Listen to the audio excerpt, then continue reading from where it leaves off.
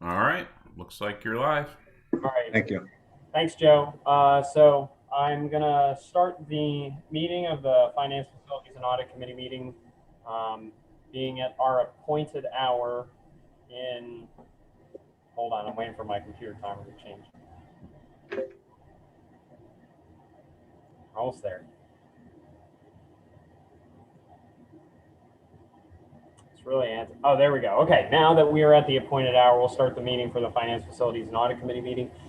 The agenda is formed around questions. Our intent is to try and answer those questions to the best of our ability. And the answers to those questions are what we bring forward to the rest of the board, and our intention to try and keep things moving and to keep progress on some of these issues as we move forward. So Brian, do you want to start off with the what will the capital expense projects for the next year be? Yes. Let's see if I can share my screen, because I'll pull up the that's the right one.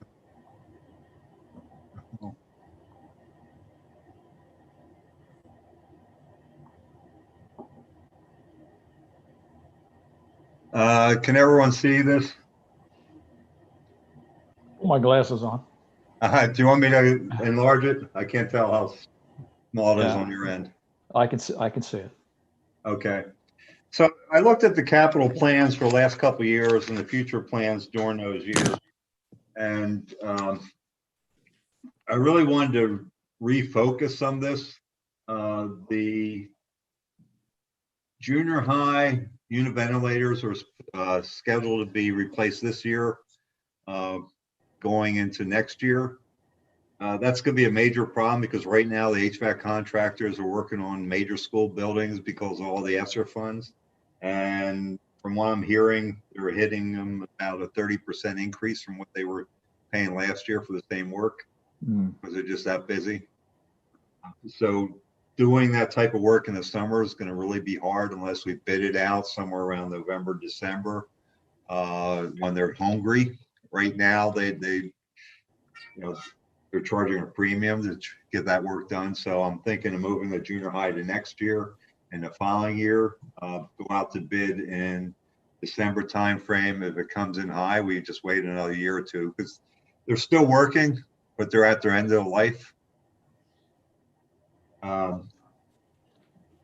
Things that we're working on right now is we have a PCD grant for signage for the high school. That was a big issue for security before. Total install from nuts to finish would be 145,000. 45,000 would be out of the PCCD grant. And when I say signage, I'm talking interior signs, directional signs. Every classroom has a flag mount sign up high and a door sign with ADA compliance, where you can also slip in the teacher's name.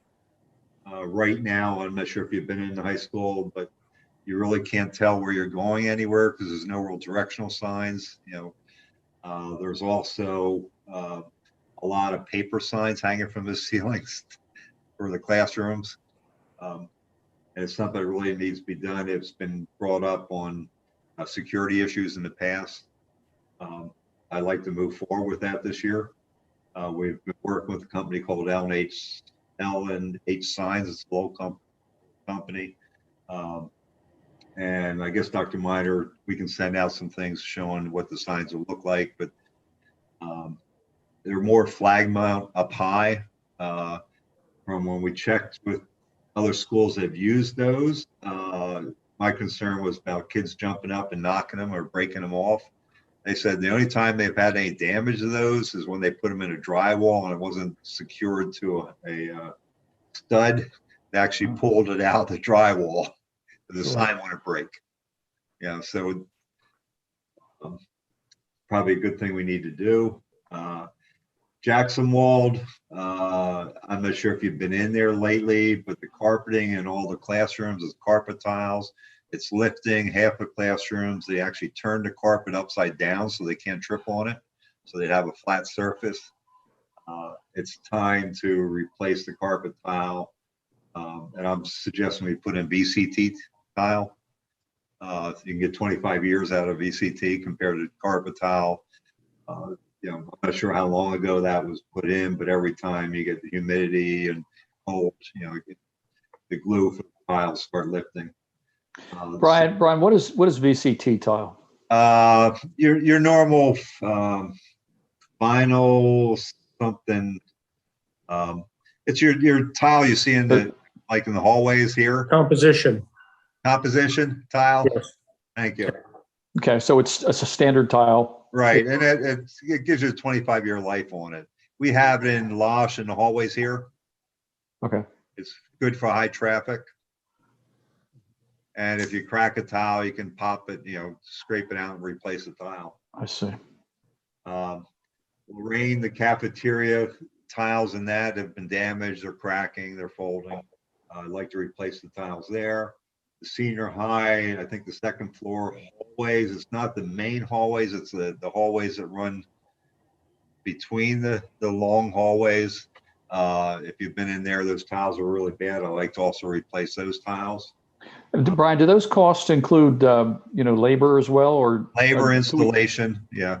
When we had the, Lorraine, when we had that water leak in the fall, you know, due to the contractor's negligence, we ended up replacing 8 classrooms with tile that used to have carpet, and those 8 classrooms cost $22,000. That was paid by insurance, but so I'm thinking that 100,000 or 125 might be a little bit high, but we also have not just classrooms, we have a library. That's going to cost more to move everything around to be able to put the tiles in there. But even a library, you have a carpet tile in certain areas, they have it turned upside down so you can't trip. is that the only place we have remaining carpet tile? Do we get rid of that? Because that product seems like that's prone to problems. We have it here in Losh.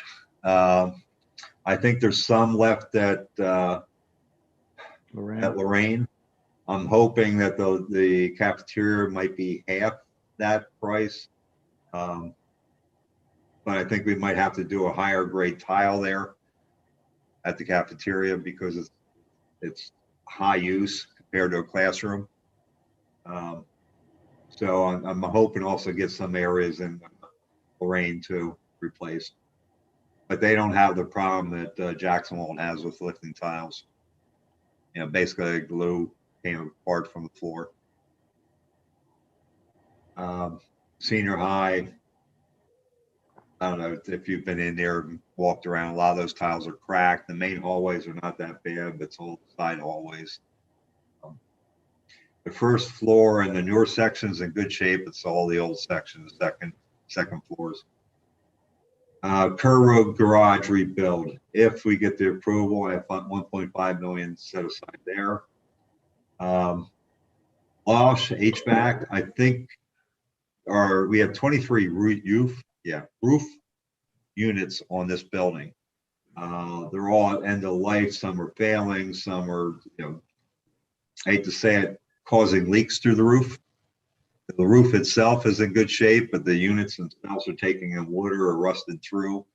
So I have that in there, and I think that can be done off the summer season or peak season. So we'll probably actually get a reduction in cost because the builders, you know, that are doing all these schools, they need work in the fall, winter, and spring. You know, schools can only be done during the summer months because they can't afford to shut down parts of the school, you know, during the year. Where if we did Losh over this next winter, we can shut off a section of the building without really affecting anything. Brian, with that at HVAC at Losh, I mean, we've got, I don't know, we've got maybe, and this is one of the criticisms that we had about the building itself in terms of its efficacy. When you think about the fact that we have maybe 30 folks who work in that building. It's overkill. If you want. And we've got 5, you know, it's designed for 500 or 600 individuals to live and breathe in. So we're heating a facility, you know, year round, and we're heating and cooling a facility. And I'm sure it's not the most efficient means of being able to. Yeah, the other thing, workspace. It's not just replace the units, they'd be putting in VAB boxes, which are variable controls that actually can shut off areas or control, individual offices that, I get heat, next door office doesn't if it's not occupied. Well, that's what I was going to say. I mean, the whole west side of the building is, there's very little there, I think, except our pupil services special ed program. Well, the other, what used to be Manitou, is going to be the IT department. Hmm. And the other half of that Manitou will be the professional development rooms, because our PD room goes up steps and it really doesn't meet ADA. So to even do anything there, I'd have to make it meet ADA, and I'm not going to be able to make it meet ADA because of the narrow steps going up. I can't even put a lift there. Well, I like the fact that it's zoned. I mean, or at least I think that's what you're talking about. Yeah, I want to zone it. Also, we have air quality issues here. I actually have a grant, part of the ESSER funds, we're going to use to clean the ductworks here, clean the ductworks at the junior high. The junior high doesn't have many, but in the offices, and also at the senior high. If you look in the ducts, there's probably a good 1/4 inch plus of something built up in the bottom. Mm. Every time when you turn on or start up the system, out comes a lot of dust and dirt flying. First thing we're going to do is clean the ducts with the ESSER funds, because they are available to use for air quality. And I feel you clean the ducts before you replace the units. Okay. But the large unit over special ed is way too big for that area. And it's constantly running because it won't shut off. It's either on or you have to shut the whole thing off, but you can't ask it. The controls just don't take the temperature. So even though the temperature might reach a certain thing, the fans keep on running. It's too big of a unit for that area. I think that unit was made to handle 4 classrooms of 30 kids or 120 kids. Now we have 8 people there. Yeah. So we're going to be downsizing the size of the units. The other thing, high school stage and curtain rigging repairs and replacement. I found a report, I think it was 2 years ago, that we had a safety report done on the stage that the fire curtain needs replaced. There's certain rigging, the old counterweight systems that have to be replaced. At that time, it was about $45,000. I'm thinking possibly up to $50,000 to repair that, but to make sure the stage is in good working and safe condition, and the curtains and the counterweights are safe. Raised and roof repair coat, $700,000. We have several leaks, and they're all on the outside, running down the inside of the walls in one tower. The metal roof needs to be, I don't know if it's called stripped, but sandblasted, repainted. The rails need to be repaired and re-put on. And there's, I think, maybe 1,400 or 1,500 square feet of flat roof in certain areas. I have a quote for, I think it's $689 right now, but doesn't include any replacement of metal. So that's why I put it up to $700,000, and that's from Tremco, and it's a 20-year warranty, both on the flat and on the metal roof. Did we have any warranty on the current roof? That was a 15-year warranty, which ran out. And plus, I think I heard there was issues before. Whenever they made repairs, it wasn't really done that well, and they kept on coming back. A metal roof should last a long period of time if you repaint it or reseal it every 15, 20 years, somewhere around there. And the railing system that I'm talking about, that's really snow guards. Keeps the sheets of ice from flying down on the people below. But some of those are damaged and should be replaced. And I actually think those damaged snow guards or railings are probably a cause of some leakage coming down the inside of the building. And then we have sidewalk repairs. I say all schools.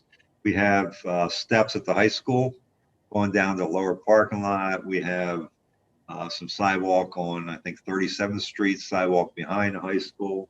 We have sidewalk at the junior high in the front that's starting to deteriorate. We have sidewalk behind Rifton that needs to be replaced. And I think we also need to look at the side parking lot access sidewalk, because I'm not sure what happened there, but the sidewalk has up to an inch gap between, I'm not sure if it's moving or if it was just set that way, or we need to put a caulk or something between there. Jackson Wall and Lorraine have sidewalk issues in the front of their buildings that need to be replaced. I think that 250 is high, but till we get someone out and give us a quote and the number of square foot, I think that's easily, we'll cover that. Brian, did you, I know you talked about the junior high. I know that there's a spot in front of the auditorium area that's really bad. Yeah. Is that included in your Yeah, plans? that's included in the sidewalks, all the buildings. All right. And there might be others that I didn't see. That's why I'm thinking it's probably less than 200 if I put it at 250, because if we're going to be bringing a contractor and getting bidding it out and getting a per yard basis, might as well do them all at once, then go from one school to the next. Yeah. So that totals 3.6. Right now we have 4.6 million in non-restricted funds. That would bring us down to 1.5 million. Next year, I'm hoping 22, 23, maybe to do half the unit ventilators at the junior high. I'm really not sold that they need to be done yet, but just because they're in their life, I don't think we have to look at it. And I'm not sure how far you can see on this spreadsheet, but I want to bring down pensions down below lower.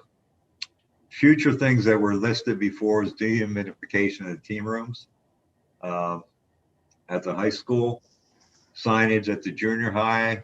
I'm hoping we can pop that in under the signage for the senior high if we can get a better price or get it down, because we really don't have a sign on the outside of the building at the junior high. Rifton, the geothermal well field should be flushed and refilled. It's about, they say 20 plus years, you should look at that. That's not a big cost. The junior high, I keep on hearing about the auditorium seating. Besides the seating, it's also the floor, so that's roughly about 330,000. I'm also not sold on that yet, because I hear it's not used a lot because there's not a lot of parking there.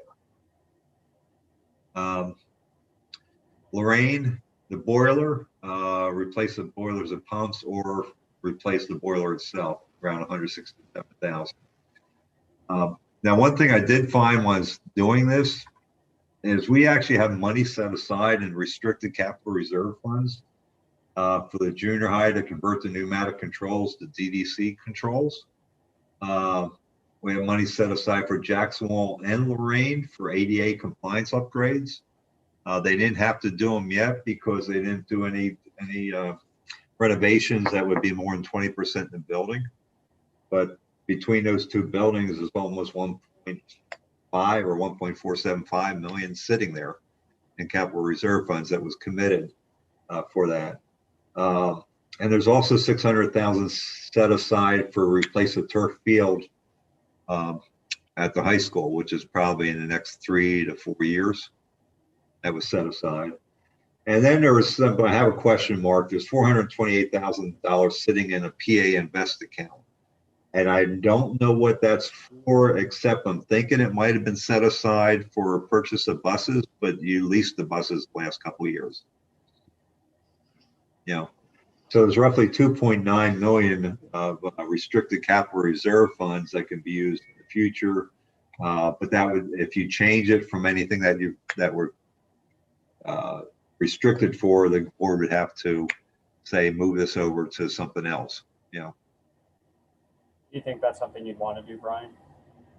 Well, at least the 428, because I can't find out what I saw there was bus replacement, but it was never used for bus replacement. Yeah, that might be right. Because I think you because that would look like 2 buses, maybe. 2 buses and vans, that would have been a normal year 3 years Yeah. ago. Right. And I think you decided to lease them instead. Yeah. So, I mean, that could be moved on to something else. Um, you know, is there anything else that you're thinking of that you've heard? I know I mentioned in my email that Tom LeGaff was talking about the tennis courts. We have tennis courts down below Losh, and we have tennis courts over the high school. They're starting to get major cracks, which are filling in. I think it's Miller, Lori or Miller something or other was here, and he suggested you might have another year or two on those courts, but you might want to consider replacing or basically milling them up and resurfacing the whole thing. Talking to Tom LeGaff, he doesn't know why we never added courts at the high school. Maybe just do that one, add 3 more courts there, and keep on repairing this one for the public. Because we play our games here because we don't have, we have 4 courts at the high school, and I think they require 5 in a game or tournament. That's something we might want to look at down the road. I know we just had the tennis courts cracks filled in again, but I think it's a drainage problem here at Losh that they're starting to pull apart. Because the cracks that go from one end to the other. They do. I mean, right at the center of the court too. Yeah. Which isn't all that bad for play, right. Because it's right at the net, essentially. What I think is happening is they probably put a French drain around that court, and that French drain filled in. So now the water, instead of running around the sides, it's going underneath the court. Yeah. Well, there's not a real, I mean, right under the net area, it's very, it feels very shallow. Almost feels like it's, I don't know. It doesn't feel like it's solid base. And I think last week I had him go out and bring someone in to actually do course samples, so we can find out how deep it was actually done. If it's, it might be that it was done right, and you have 12 inches of stone and 6 inches of macadam, or maybe you don't have any stone under there. We'll find out. But I really think what happened is they put a French drain around the outside, and that filled in. Now it's coming underneath instead of it's funneled away. Yeah, I think what happens too right there is, I mean, those standards start to kind of fall to the center. You know what I mean? The posts on either side of the tennis net start to become somewhat insecure there, and that's where it just doesn't seem like it's got a real strong base there to support it. So back to this 21-22, I'm going to present a capital budget at the committee of the whole. Any concerns about the projects I picked for this coming year? Ryan, I had 2 questions. One, do you know about any of the audio system that's set up at the high school? I thought that there was maybe some issues that we were having in the auditorium. Are you aware of anything around that area? Yes, and that's why I think pull this here, SRI. I gave him, what did I put?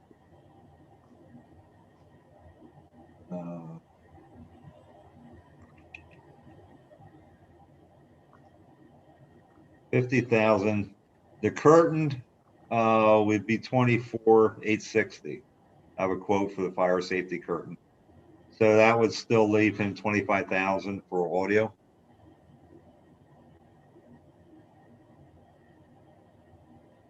Or other things that he needs for his stage. Okay. And I think it's what Sean Pauly, I think he said give him 50 or 60,000, they'll fix it up the way it should be. So I think he can probably work with that. Okay. All right. And then the other question I have is, what do you anticipate in terms of costs being offset for some of these capital improvements from the federal stimulus money? The only thing I can use that for is air quality. So I'm planning to clean the ductworks. I'm hoping to maybe pull some of that for some of the VAVs or a couple of the, what was that? I'm hoping to have some money left over to do the locker rooms in the high school where we have a huge humidity problem. That we basically have fans on there to keep mold and everything else from growing in that room. I think we had a quote of about 90,000 for that. Unification team rooms. I guess there's That would fall under that, and I'm hoping to use some of the ESSER funds for that. I guess there's a perception on my part that we don't have enough projects to use all the money that we've been allocated under the third round now, I guess. I don't know if that's consistent with what you're seeing. I'm just curious if you could speak to that. No. We're basically going to use at least 80% of that for learning loss. We're going to run the summer school program. We're going to run an after school program. We're actually talking about running an after school bus again so kids can stay and have tutoring, things like that. We're not going to put it into buildings because we'd really have to show cause or prove that, you know, we've had issues with air quality control, or we don't have enough room. I know there's one school in the middle of the state that's building a middle school because they can't separate kids more than 3 feet. You know, they don't have a cafeteria that can, if they put anyone in there, they can't, I think they can only put 1/10 of their school in the cafeteria at one time. So they qualified to be able to use that for air quality or COVID related. But schools like Reading, Philadelphia, Reading's getting 155 million. Philadelphia's getting 1.1 billion. They're basically redoing their whole HVAC system. That's why I don't think we're going to find anyone to do summer work in the next couple of years. And I think they're going to have a hard time trying to spend their money by end of 2024. So when you say that 80% of it's going to be used for our summer program and learning loss therein, is that a part of the general fund that we were talking about before? Because it didn't seem like that was the case. No. It's not in the budget yet because we still haven't gotten approval. They haven't even put the application out for ESSER 2 or ESSER 3. ESSER 2 is 1.4 million and ESSER 3 is close to 3 million. And they say, you know, the government's requiring a minimum of 20% for learning loss. We're going to probably put it, you know, 80% for learning loss. But I'm just telling you, the plans are, we know we're going to get it. It's just when they put the application or give us approval for it this summer, the whole summer program of 300 and some students going to run for 8 weeks. That'll be paid by ESSER funds, including the busing to and from their houses, the books, the teachers, everything that runs with that. The after school programs will be run with ESSER funds next year. You know, if we'll do tutoring, we'll run and actually you can probably run that bus for the next 3 years because we can have up to 2024 to spend ESSER 3. So run the after school bus for tutoring, and it just so happens, you know, sports and those people can jump on it too. But the main reasons for kids that want to stay after for extracurricular activities, you know, for mostly tutoring and things like that. But so I don't think there's going to be a problem with spending that, at least for us. That's one of those things, though, Brian, that when that money runs out, Right. the board will have to make a decision in terms of whether they're going to continue, you know, the after-school bus, you know, program. And that's kind of one of the things we want to try to avoid is spending that money on something where we're going to be obligated to continue to spend it, you know, after it's exhausted. Yeah. Well, I understand the goal here. 2 years, same thing with summer school. It'll be interesting. You know, this year we have a lot of kids sign up, but you know, if things come back to normal, will they sign up for a summer school? You know. All right, let's try and wrap this one up. I don't have any problems with the projects that are listed. I don't know if any of the other board members or anybody who's here wants to speak. Hunter, I had a question about the the Kerr Road facility. That my recollection is that 1.5 million was that estimate came in quite a while ago. That's what the K&W engineers estimated to the township application. Okay, so that's more recent now. I mean, it's sort of been validated more recently. It's now, not an old one thing I want to suggest on that, if the board approves and we get the variance and the board approves me to go out to bid, I'd like to also put, I don't want to call it an alternative bid, but an additional line item in there to run conduit to every parking spot. Right now, there'll be conduit to every parking spot for the electric to plug in their heaters, but I'd like additional in case we ever go to electric buses. So we'd have the higher capacity conduit for the charging stations for each bus. It's a great idea, Brian. Yeah, and if you put if we're doing the parking lot, might as well do the conduit. It might be empty down the road. We can always fish the wires through it. Right. And I'm sure it's going to be like a 220 line instead of a 110 line that the block heaters plug into. So, and I'm thinking that'll be a minimum cost, but at least put it on the bid and let the board decide when it comes in if they want to spend the extra money. Is that something the architects sort of would kind of validate in terms of how electric would be facilitated for buses if we would ever get to that point? Yeah, we can ask them to put that in, because what they're saying is the way it goes now is, you basically have one main area that would send out, I don't want to call it extension cords, but basically, that you just have a plug to plug into your bus, but your charging station would actually be in probably the 5th bay. Yeah, I mean, I've seen. Now, there would be a cost down the road to bring in. They did tell me that there is the higher capacity lines right off of Shelbourne Road there, so there would be a cost to bring them up. But that's something you can always negotiate with the electric company. Yeah, I mean, I'm just thinking more about the equipment that's used and for each bus. I mean, things that I haven't done an extensive research on it, but what I've seen in terms of some of the images that for electric charging stations is some kind of a pole or a post, where the electric line comes through and into the front of the bus. Right. And right now we have those outlets where they plug the block heaters in during the winter. Yeah. At every bus stop. I do want to say back in December or November when I first started here, I started an application for PA's Drives grant to see if we can get a grant for the buses. But it was only a week into the application, I got called and said they closed it, even though it was supposed to be open through December, because they've already allocated all their money to other companies. But those grants usually cover the cost of the charging stations and the cost between the electric bus and a diesel bus. But they'll be open again this year, and I'll put in for them again.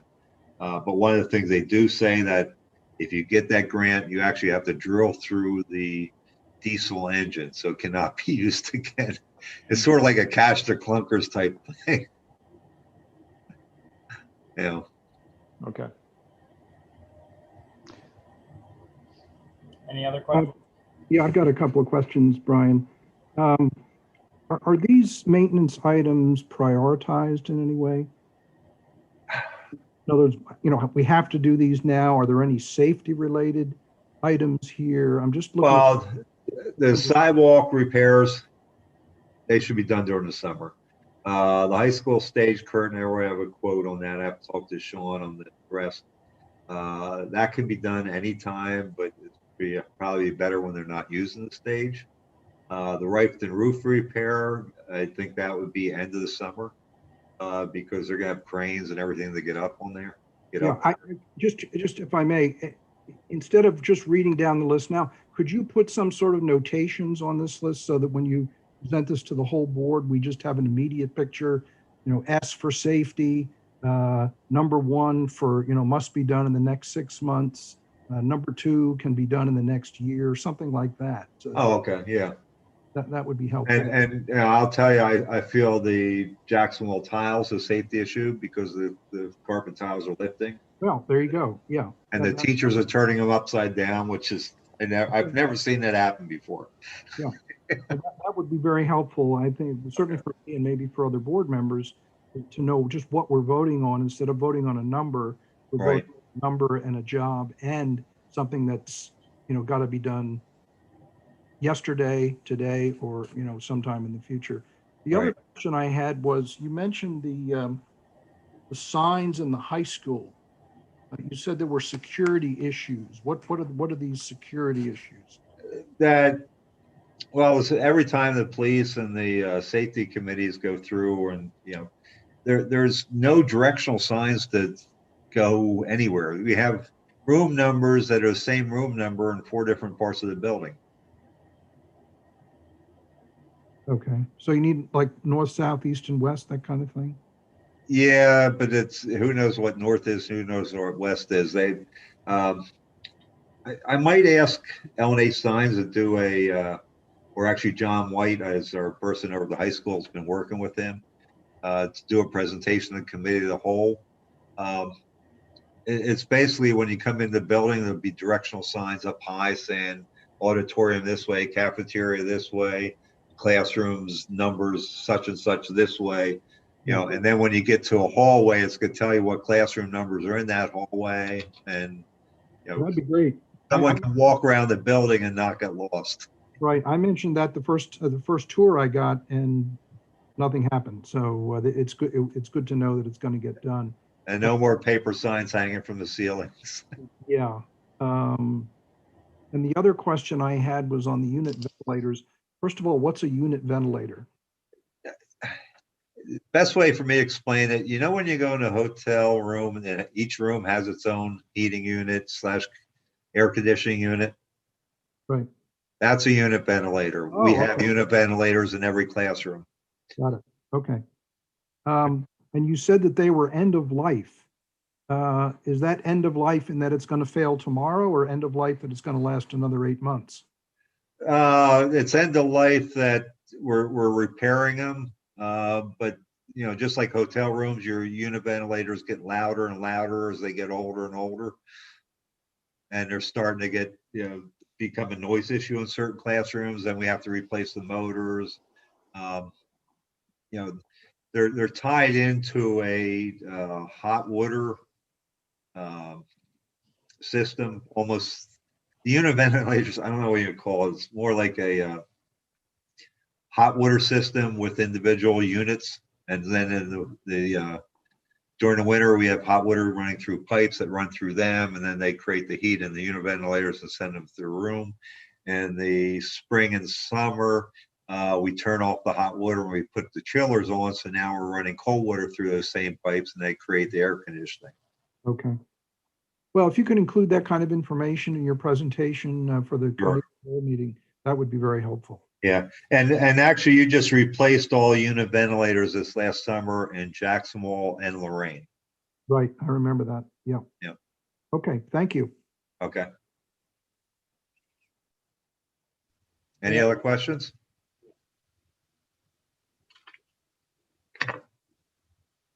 Once, twice.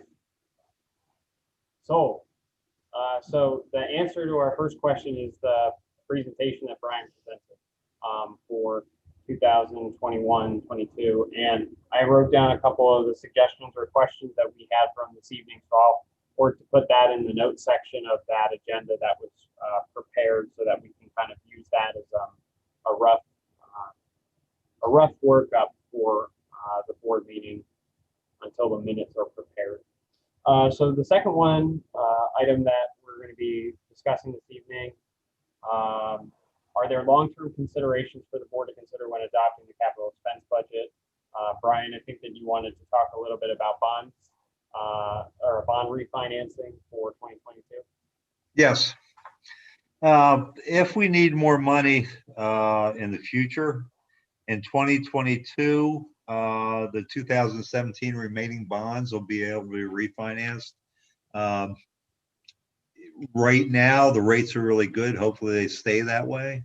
And there'll be a savings realized. We can either look at the savings to decrease our debt service or take the savings and if you need additional money, you can take it out that time.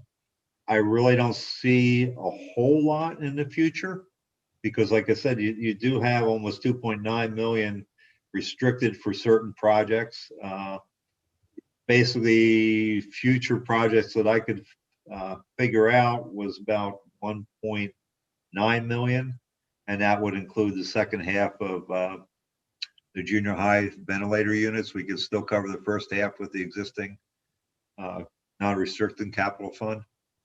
So, you know, that, or you could really just take it out general fund down the road if you wanted. Right now, your debt service is around 10 million. So would a bond refinancing in 2022 that included additional monies, would that extend our total amortization schedule? not for 1.9 million. Your debt service is 10 million, so probably the savings going to be around $1 million. So if you took another, you know, couple 100,000 or 900,000 out, you might only be talking 2 or 3 months. Yeah. Well, that's great news. That's great. That, or you keep the same debt service and, or I shouldn't say lower your payment and then just push that aside for, move that into a capital reserve for future projects. I said what before, and they asked me in the budget, you know, anything different here from other schools? Yeah, your debt service is higher, but you also have a short time frame to pay it off.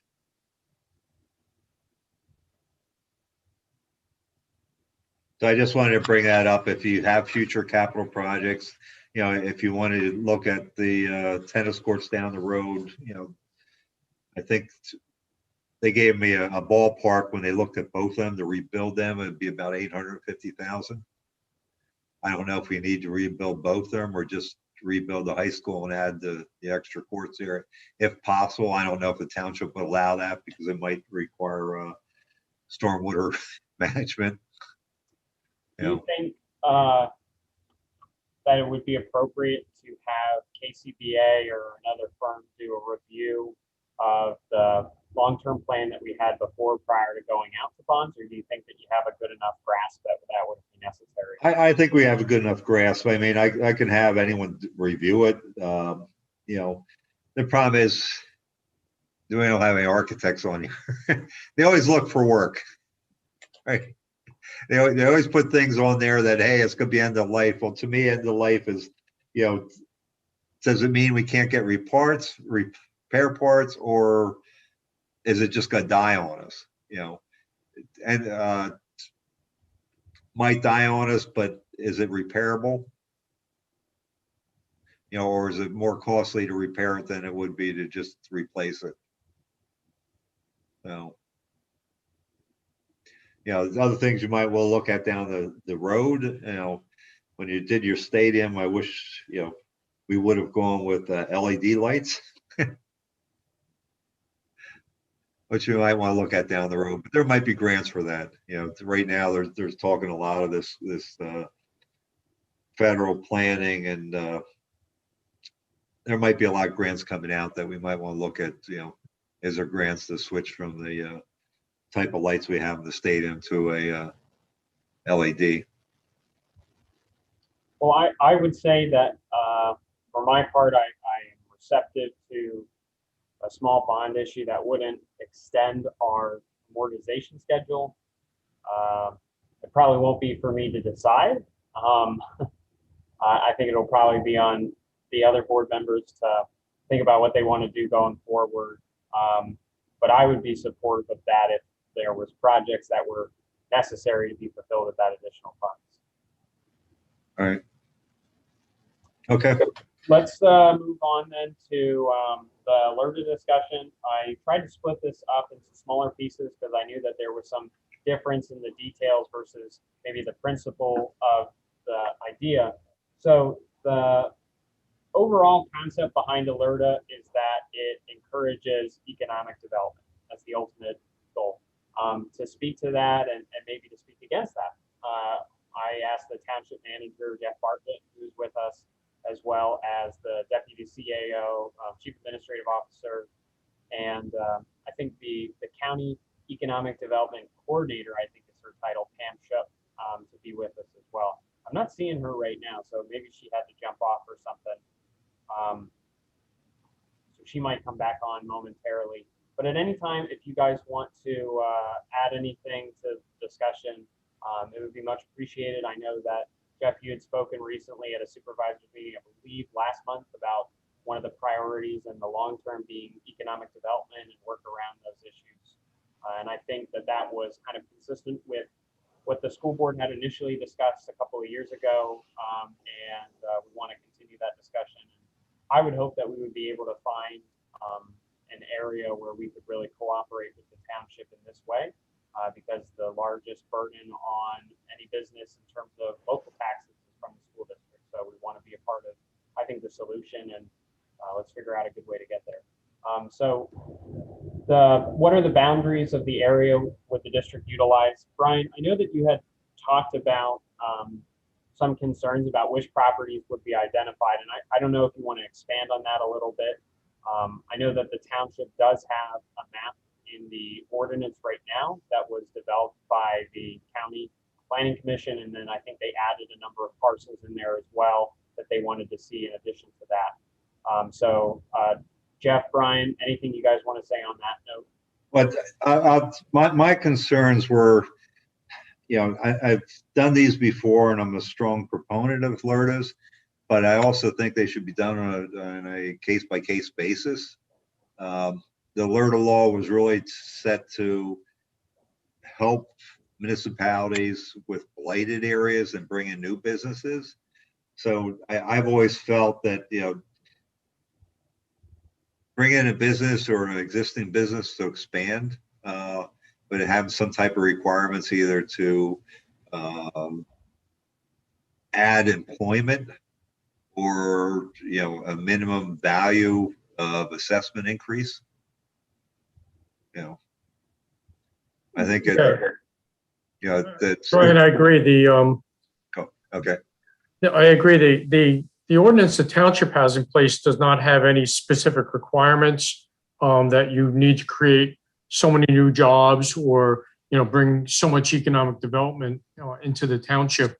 Currently, I believe there's only 2 properties that are actually in the LERTA program right now through the township. The map was developed by the county, and the township did add additional properties onto that map. I checked with our staff, and none of them that are currently on staff were there when those additions were put on. So there's no understanding why we added those particular properties. They're somewhat scattered throughout the whole township. I think that the concept was to try and encourage as much new growth and redevelopment as possible. Ideally, the main corridors that are along the highways through the township are the areas that are commercial, and those are the ones that I think we really are going to key on a little bit ourselves to try and encourage people to redevelop some of those properties or look at some of the vacant lots that are there, so we can start infilling some of those locations. The infrastructure is there. We need to utilize it. But like I said, there's very few businesses that are actually in the program right now, and I think it's really a matter of maybe marketing in general on the county level and on the local level to reach out to some of these commercial realtors to try and get them to find clients that are interested in redeveloping.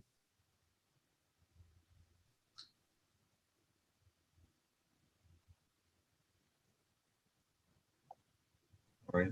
My understanding, these are done, as you said, Jeff, by the county and municipalities. I guess my biggest question is, what is the Exeter Township School District doing in this business? Well, I think, when my experience with LERTAs and cause zones and different zones like this, that you get everyone involved, the state's involved, the county, the school district, the municipalities, everybody has a partnership in it, because ideally you want to create more of a tax base. The more business you bring in, the more development you bring in, you can increase your tax base, hopefully without, in the case of the school district, without adding more students to the actual, to the school rolls. And the same with the township. People, we want the businesses to come in for tax purposes and develop the county, the whole tax base in general. So I think if the school district goes along with this, you can set your program up any way you want. The township program is currently a 10-year program, starting out at 100%, working down to 10%. You could do something similar. You could do something, a 5-year plan, what have you. You can set your own tax rating through your own ordinances of how you want to do it. But in the long run, if you're doing it and the county is doing it and the municipality is doing it, it encourages businesses, gives them a little bit more of a tax break, and encourages them to put that startup money in place and get the business running. And eventually, they're going to be paying full boat on taxes. And so I think the more partners you have in it, the better it is. I know finances are tough for everybody, and it's sometimes tough to say, okay, we're going to not take taxes to encourage people to develop there. But in the long run, it does balance out. But Jeff, too, can I just ask a question? My understanding is that the tax relief is primarily on the improved element of the property. So we wouldn't really lose anything, I think, per se, by kind of extending, Alerta. It's only to say to the business, you put money into it, you improve it, and it then subsequently becomes more, it's assessed at a higher value. You can diminish your taxes for a period of time based upon what you essentially put into it. Am I correct? Yeah, that's correct. It is on the, it's based on the building permits typically that are put in place. And so it's an easy way to track it. And then once the building permits are done and the construction is done, the reassessment is done by the county. So then you can really track, okay, the value of this building is now $1 million instead of $500,000. And you'll be able to recoup that. It was designed really for blighted areas. That was I think where all the LERTA programs started out there, to try and encourage to things up, get people to reinvest in blighted sections of a community. And it doesn't hurt your tax base because they're still paying on the original portion, just on the new stuff. Right. And what does the school district have to do to have Alerta? Basically, you would need to propose an ordinance the same as the township. We did an ordinance. It was voted on. Had public hearings on it, and we were able to put that in place. I'm not exactly sure how your policies are how you're governed by your policies. If it's similar to an ordinance, I know the school district operates under a school district code for a school of your size. For the state, there's regulations. I'm assuming it'd be very similar to what the township has done. And then once it's in place, obviously, I think it'll be a good thing for the county, the township, and the school district to do a joint marketing out there and start contacting more of the businesses that are looking a little shabby, that might benefit from a program like this. Yeah, we'd actually have to pass, instead of ordinance, we do resolutions. But what I'm concerned is we should probably decide on parameters. Like I said before, I'm not against LERTAs, but I think there should be a minimum investment and also maybe a minimum employment increase. Because that's what you're really trying to do is entice people to bring business here or to expand their business. Can you give us an example or two, Jeff, of school districts that have done this? I'm trying to think. I can give you Schuylkill Valley. We did a trailer place right across from the high school. They were putting in $40 million and like, I think it was 200 jobs coming into there. Now, I hate to say it, they're stolen from they were moving out of Robinson Township, but expanding. They picked Schuylkill Valley or not Leesport, Honolulu Township because they had the land over there. And that was actually through the county. It was an application brought over.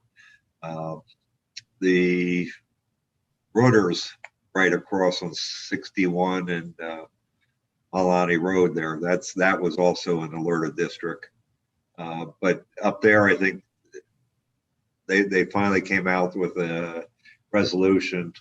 I think it was 300,000 and 7 full-time jobs or 15 part-time jobs increase. I think that was their resolution on how they picked if they look at the application. Right, but did that cost the Schuylkill Valley School District any money, Brian? No, what happens is I think the property across the street was assessed like at 500,000. So that 500,000, they're always going to get the taxes on that. Once the building put, whatever 40 or whatever million it comes out as assessed value, there they did a 7-year LERTA so that if it's assessed at 40 million, they'd still get the 500,000 tax the first year. The next year would be 1/7 of the difference of the 39.5 million tax, 1/7 of that. And then at the end of 7 years, they get the full tax on the 40 million assessment.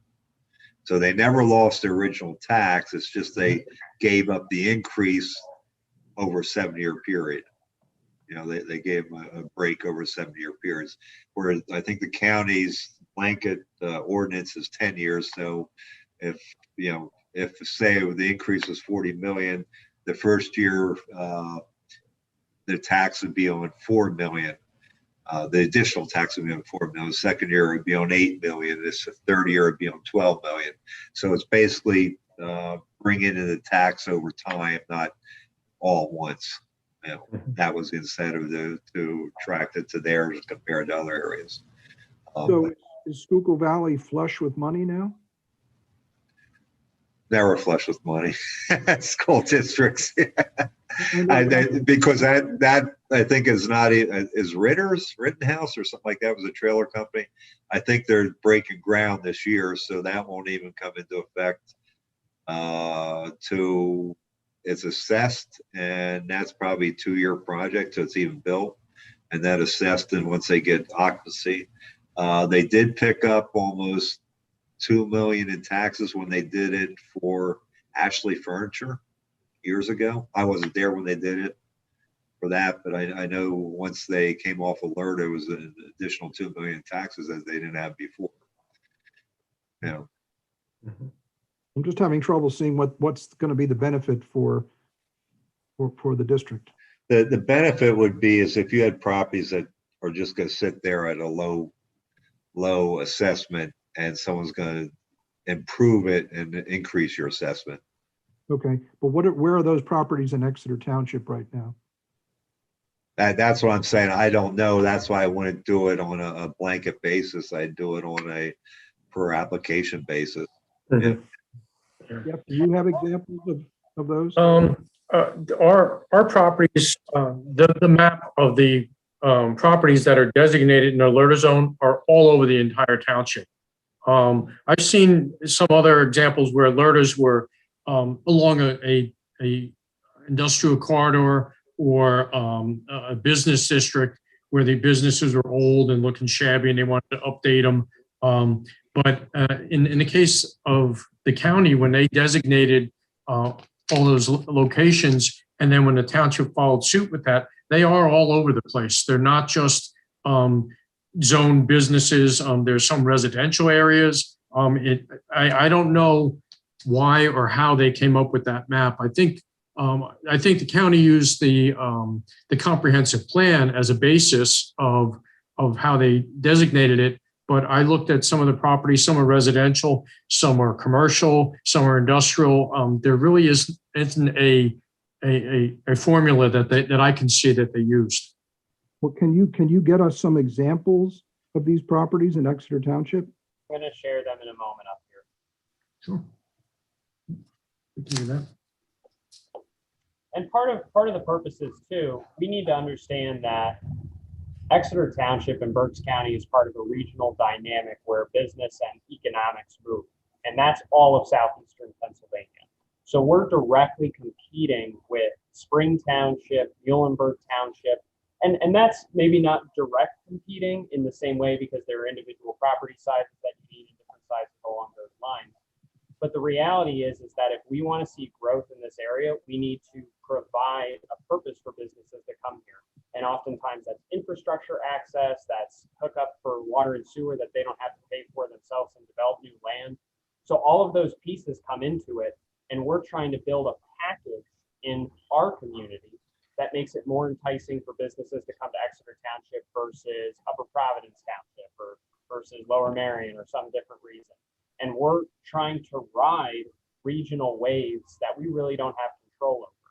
Because obviously, Lockheed Martin is not going to move their factory from right across the street from King of Prussia. I think that's Lower Marion Township or Upper Marion. I'm not sure the specific one.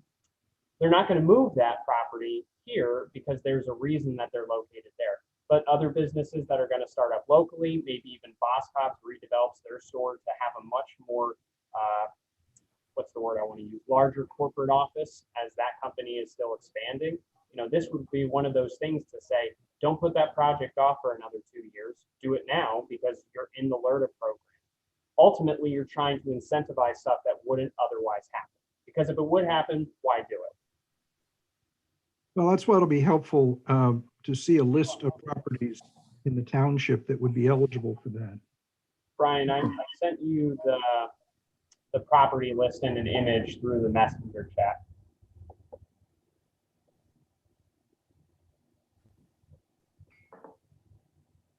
So I have a question. Jeff, good seeing you again. Just have a couple questions here. So,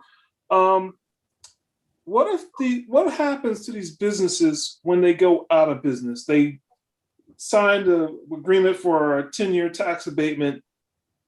They fold after a year. Do we now lose all of those funds that we could have gotten 10 years ago, or what's the process there with that process? I believe it's not really the business, it's the improvements that were made. So if a business was assessed at $500,000 and they did a $500,000 investment in it, and the building permits show that, the LERTA actually runs with the property. If they sell to another owner, that other owner, I believe, would still be able to benefit from that. In the long run, the property will be reassessed and at a higher level, and everyone will get more money out of it. It's really most people typically, if they're investing significant amounts of money in there, they're in it for the long haul. They're looking at, okay, if I do this, I'm going to save some money up front, but I know I'm going to have to pay it over 10 years. It's a good long-term investment for them. Most people don't go into these kind of programs if they have a fly-by-night business. It's somebody that's typically serious about it, really wants to grow their business, and by doing this, it's a way of taking advantage of the tax break and really growing their business without that extra cash outlay right now. Okay, so Jeff, I have a separate question on top of that. So, is there a way of, let's say they decide to open up let's say a gym, and we go through something like this again with COVID, goes out of business, we have it assessed as a gym, but the next person that comes in, it won't be assessed at a higher level because it won't be as a viable type of company based on that industry. How do you, I mean, it's not going to be assessed at that rate. It's going to probably be lower, wouldn't you think? Because of what that type of business is. You understand what I'm saying, Jeff? Yeah, it depends. It really depends on the business, the structure. It's not really the business; it's the physical structure. That's the assessment. It's not really the value of the company. per se. I understand your point. It's no different than any other property that it could be a very successful business. If the building was valued at $1 million and they go out of business and now it's sitting as a vacant building, they could appeal their assessment and say, it's an empty building, it's old, there's no business in it anymore. They can appeal their assessment through the county. That does happen all the time. Unfortunately, there's not a lot you can do about that. You can fight it, which I know that the township and the school board and the county have fought against reassessments where somebody said my business isn't worth this anymore because of downsizing, what have you. Sometimes they win, sometimes they don't. That's just the nature of the way the assessment world works. It's the advantage you're going to get is hopefully by encouraging these businesses, you're going to get more money down the road. You're not going to lose that initial money unless they appeal their assessment. So whatever they're paying taxes on initially, you're going to get that money. And the hope is you're not putting anything out of your pocket for them to invest more into it. And eventually you're hoping you're going to get more in your pocket. It's kind of a crapshoot to a certain extent, but there's no outlay on the part of the township. There's no outlay on the part of the school district with the hopes of getting that money in the long term. I think the other gamble is, and I'm thinking through this whole process, is that I feel is a little kind of like you said, a gamble. Is okay, we put this business here on the hopes that they provide higher income jobs so they can afford to hopefully live in this area, and these families pay taxes for that particular area, for that area. So, but that might not necessarily be the case. Like, for example, a business in Muhlenberg, they might like to work in Muhlenberg, but they might go ahead and move to Exeter Township because the houses are better in Exeter Township than in Muhlenberg, or vice versa. You know what I mean? So it kind of still a gamble there. Are we going to get a good tax base of people that are willing to pay their taxes in the local area that are going to live here in this local area? You see what I mean? So just moving off of your example there, that's the type of stuff that we want to encourage too. Because the harder it is to get into the housing market within Exeter Township, the more competitive the buying process is going to be. And beyond that, the more improvements that people are going to do on their own homes, whether that's taxable or not, those improvements are going to happen and people are going to lay down here for the long run. On top of that, what would be very difficult for the school district is if we didn't have growth that meets our building needs and we eventually have to take a building offline that's not ready to be offline. So some of that we want to encourage population growth in our current houses that we have. Now, additional subdivisions that we would have in terms of building new houses, that might be a different story. But that's just part of the local economics that we really want to encourage, I would think, because you want to have people with higher paying jobs that come into the community and build improvements on their homes, do different things like that, and really don't allow any of these properties to go by the wayside and become blighted. So the last question I have for this is, since LERTA has to be a building that already has a structure, there's no way we can do this for just land itself, or is that? You could, but the difference is that if a piece of property is assessed at a value of $60,000 and you put a $1 million facility on it, that's a slow return on investment. But Gotcha. The converse of that would be they may have never decided to develop that field, and then you just continue to get the $30,000 in perpetuity until somebody did something with the field. Mm-hmm. I think I would be for this if we can have an assessment of our own on the type of business it's going to be, where it's going to be zoned, and what type of income that the businesses are going to bring into this area. That's kind of how I feel about it.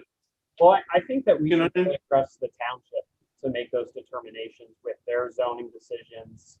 I think the only thing that we should really try to do, in my opinion, is ask questions about the map if there's something that's glaringly obvious to us, is like, that doesn't make any sense.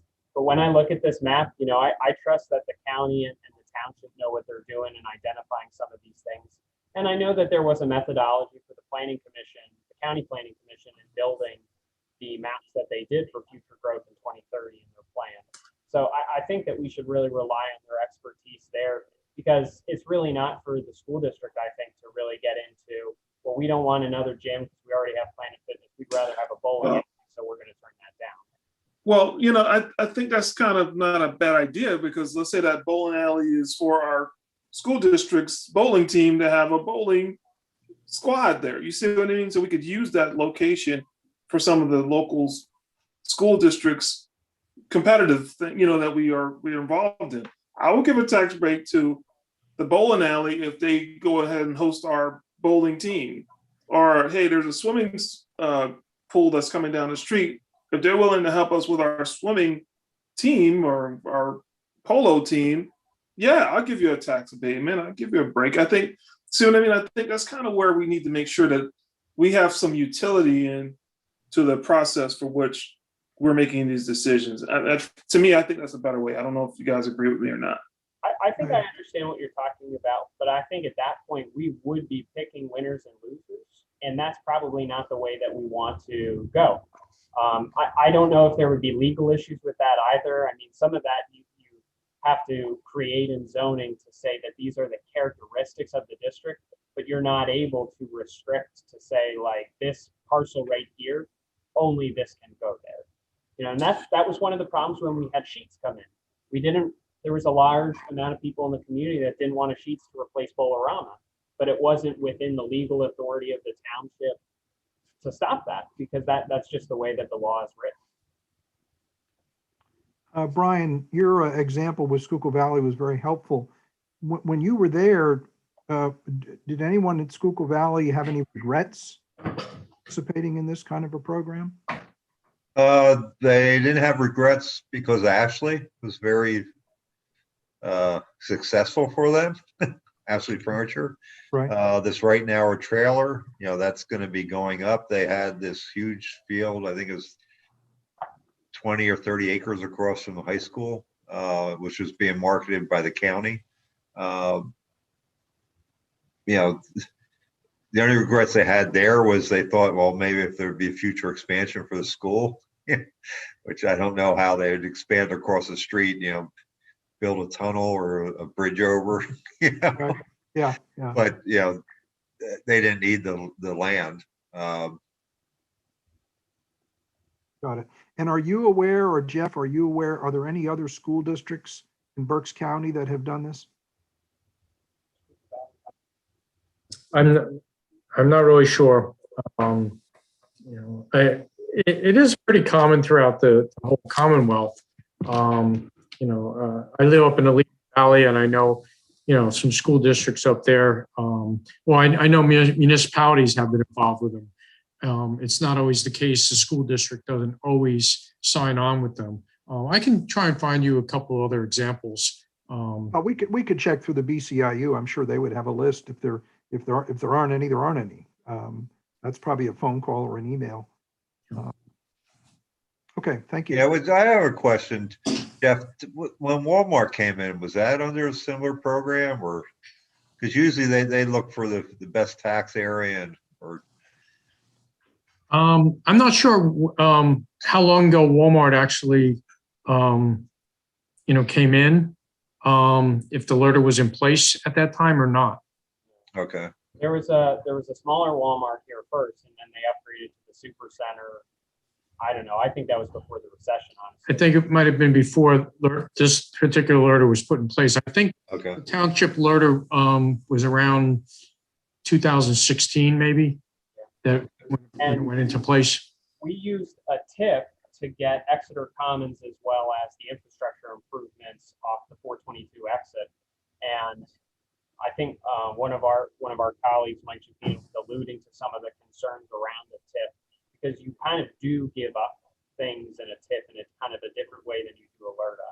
I don't know if you want to speak to that, Jeff, at all, but there are different tools that we've used in the past like that.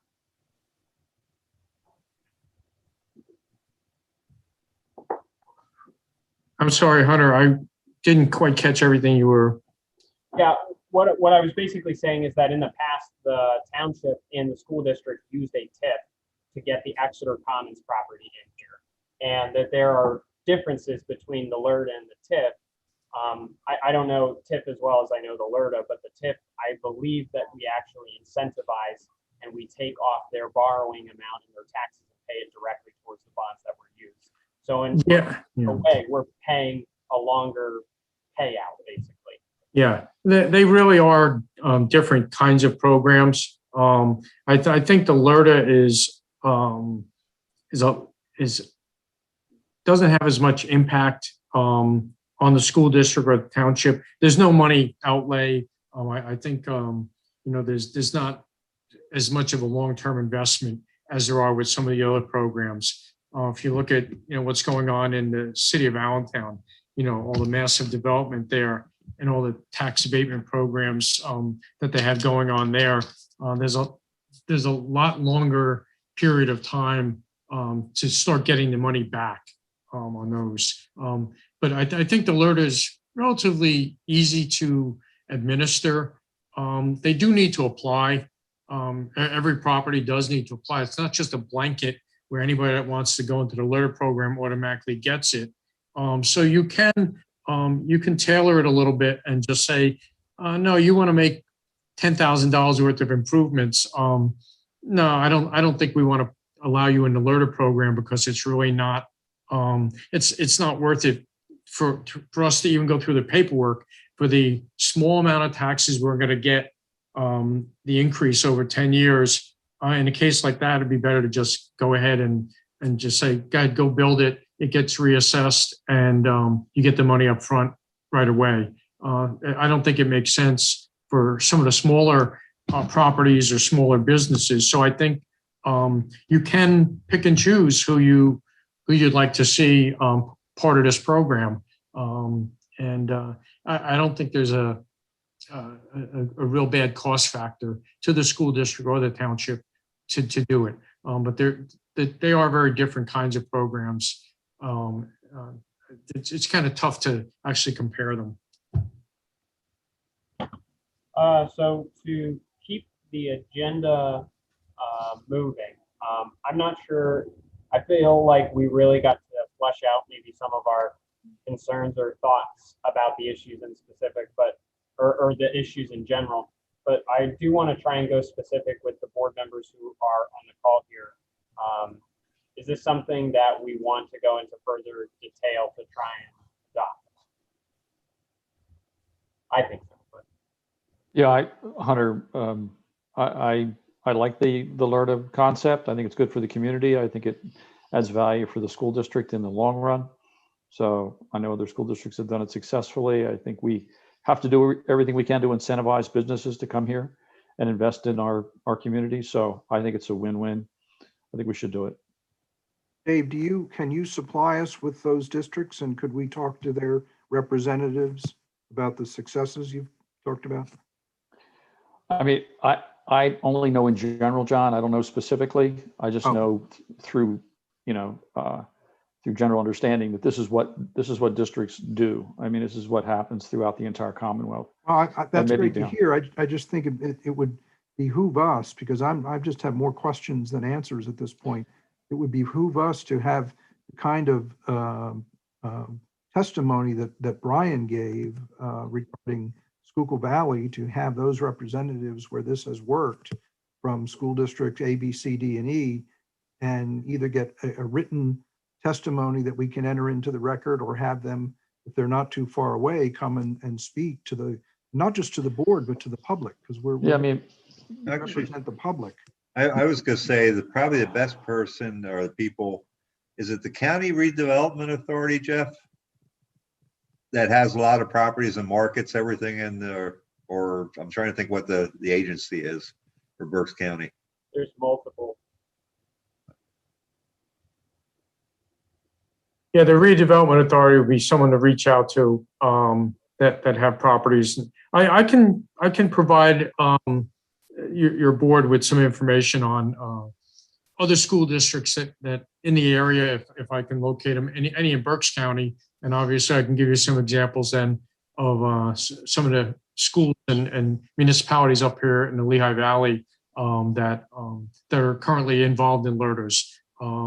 Again, I think it's a good program. I think it does benefit everyone that ties into it, the school district, the county, and the municipality. So I can provide some of the info for you. And we can try and have Pam come in the future or provide some of those written comments like you were alluding to, John. She is the county's point person on economic development. So she coordinates with the industrial authority, with the redevelopment authority, with the planning commission, with the commissioners themselves as well, and also working with the state too. You know, and we can certainly do some of that research ourselves. These are oftentimes carried in the news, especially when you have the larger properties. I think Industrial Park 78 I'm trying to remember the municipality. It's in the northern part of Berks County. LERTA was one of the big tools that they used to attract that business. And I know that there's been some turnover about who's actually going to be redeveloping that up there, but they've had a lot of success with LERTA using that. And I think that's in the Hamburg School District. So I'm not sure if Hamburg School District has one, but the county and the township teamed up there to do a lot of work. Here's another question I have. Wouldn't the local school district benefit even without a resolution? I mean, if the tax base of a property goes up, wouldn't the school district benefit? Well, you're assuming that those properties would be developed by businesses without this tool. And there's probably no science that can really conclusively say one way or the other, yes, it does or no, it doesn't. But ideally, you would think that when a business is deciding where to locate, and there is a lot of social science and economic data about this, they're going to vote with their pocket. And that's important, especially when Exeter School District has a larger tax rate than that doesn't answer my question, but I think but you're asking a question that doesn't have an answer. Jeff doing his research, and I think I'll take it upon myself to reach out to BCIU and see if they have any examples of other school districts besides Schuylkill Valley. That would be very helpful to hear from them. So, so John, I'm hearing that you're on the fence and you want to get some more information. Curie, do you want to speak to your conclusion about whether this is something worth moving forward with? Yeah, like I said, I have a few concerns about this. The one thing that I think we should definitely be very, very selective on people that we allow to have tax abatements. I think they can earn their money by our consumption of, you know, whatever they do. If they're a restaurant or if they're something else, you know, that's basically kind of saying that we're doubling up on, you know, that giving that person a tax break, but we also have these people being able to get money from us as consumers.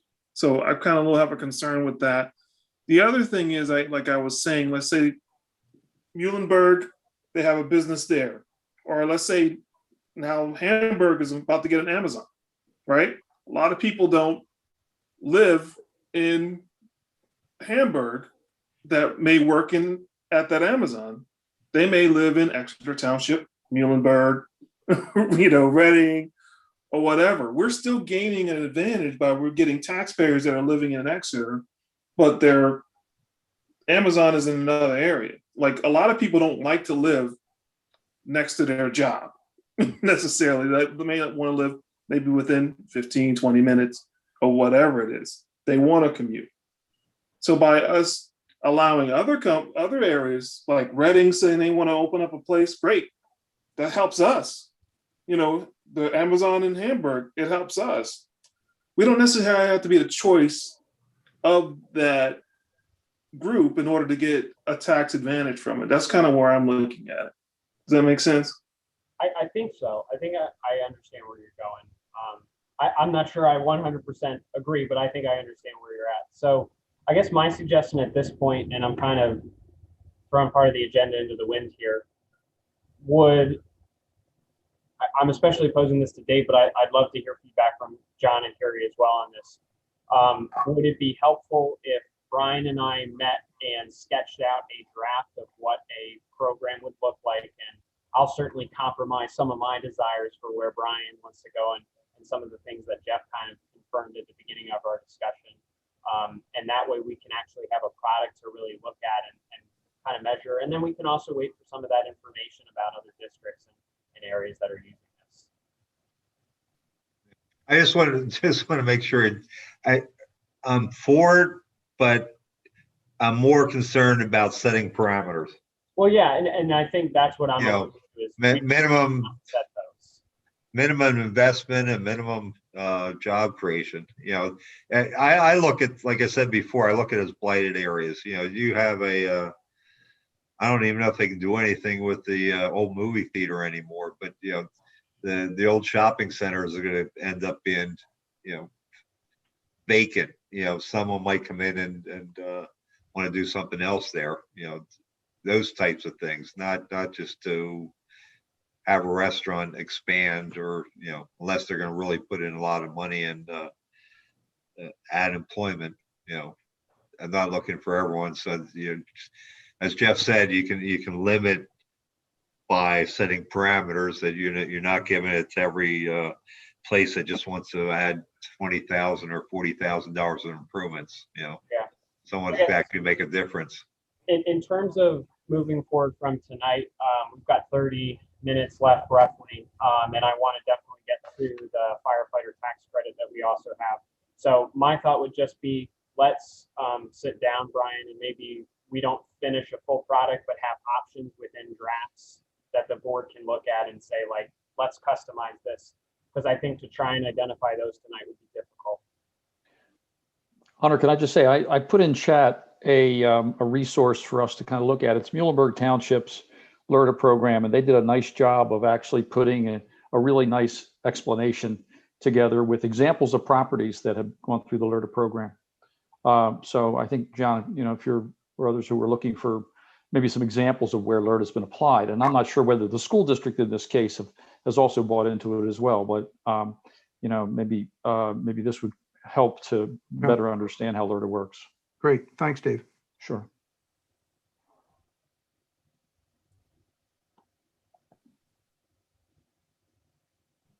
While we're talking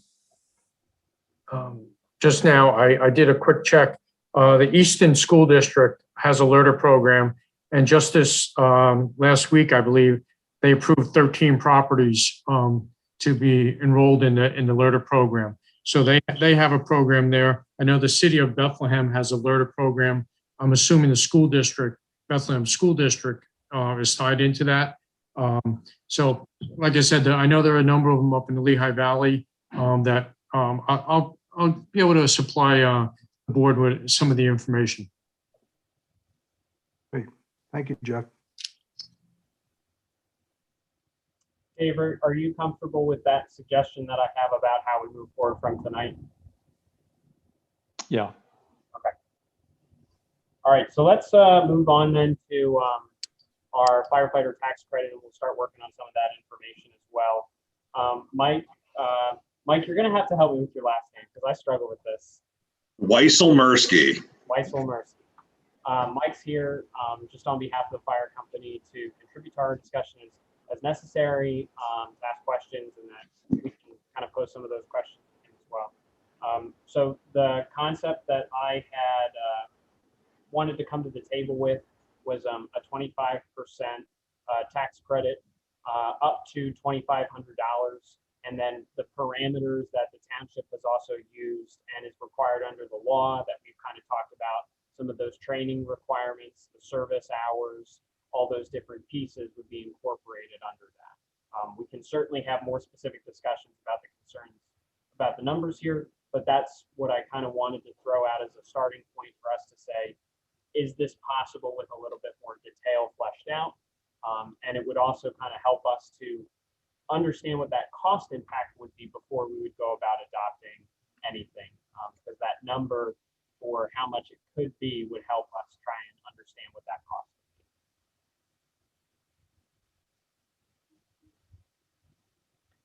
Hunter, I hear what you're saying about, you know, the 25%.